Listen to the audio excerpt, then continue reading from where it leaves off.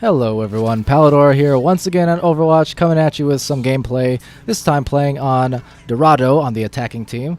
Look at our friendly team. We have D.Va, that's me, Zarya, McCree, Lucio, Genji, and Soldier 76. So we have some heals from the Lucio, a pair of tanks, and me and the Zarya, and then the rest of our team can dole out the damage.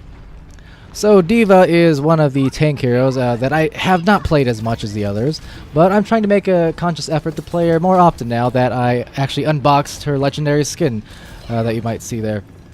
It's the Junebug skin, so trying to do it some justice, try to get some more playtime under my belt as D.Va and learn her playstyle more. Now, her playstyle is actually quite similar to Winston in that she is a tank hero, but she is very much a backline kind of bother, flanker, destroyer. She doesn't want to really be on the front line at all times, just generally speaking.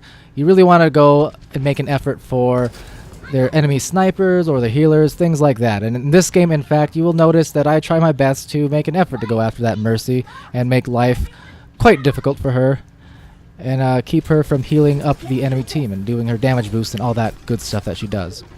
So you might have seen there that I just used my E ability, which is called a Defense Matrix. Defense Matrix, what it'll do is absorb all the damage, all the incoming damage, projectiles, whatever the case may be, from the enemy team, be it bullets or rockets or whatever. The only exceptions to the rule basically are the beam weapons from Zarya and from Winston.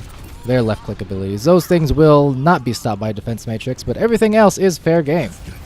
Now my shift ability, which I used here, is a little bit of a rocket boost. It's, once again, similar to Winston in that regard. It lets her boost across far distances on the map, getting out of harm's way or going into harm's way, depending on the situation. And it'll allow her to maintain mobility and get into a good position to flank people. It's on a short cooldown as well, just like Winston's leap ability, so be sure to make often use of that.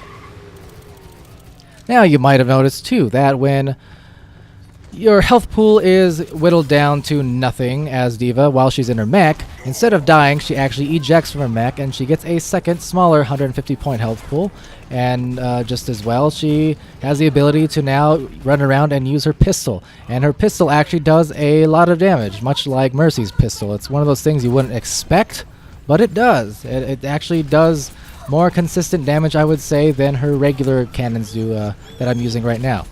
Like D.Va's left click ability, it is very strong at close range, but much like a Reaper, for instance, the damage fall-off is pretty tremendous at medium ranges and beyond.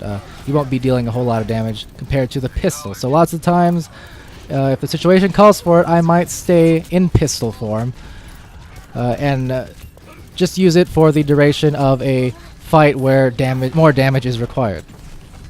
Of course, while you're in that form, her ultimate does not charge, so that is worth noting.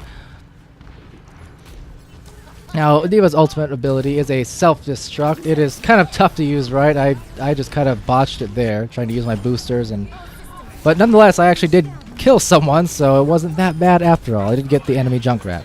But yeah, what her ult does, it turns your mech into a giant bomb. You can launch it in the air, or you can just leave it stationary where you're standing, but after 4 seconds it'll explode and it'll deal a tremendous amount of damage. I think like 400 hit points worth of damage to anybody within the relatively near line of sight. The farther away you are, the less damage it does, but damage can easily be avoided by just hiding behind a light pole, for that matter. It doesn't take much. So D.Va's ult is more of a zoning tool than a reliable killing tool, unless it's paired with something like a Zarya or Mei ult, in which case it combos great with those ults and you can get plenty of kills if you time it right and coordinate it.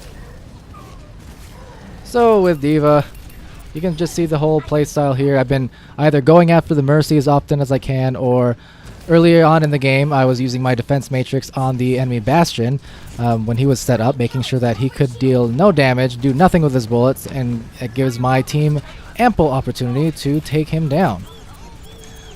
So here, just once again pursuing that enemy Mercy. I always feel a little bit bad when I do that because I do play Mercy quite a bit, and I know how tough it can be when you have someone on the enemy team relentlessly chasing you and your friendly team doesn't just seem to respond on time, and it can be a sad time. So yeah, that was it already. It was a quick game, quick little victory.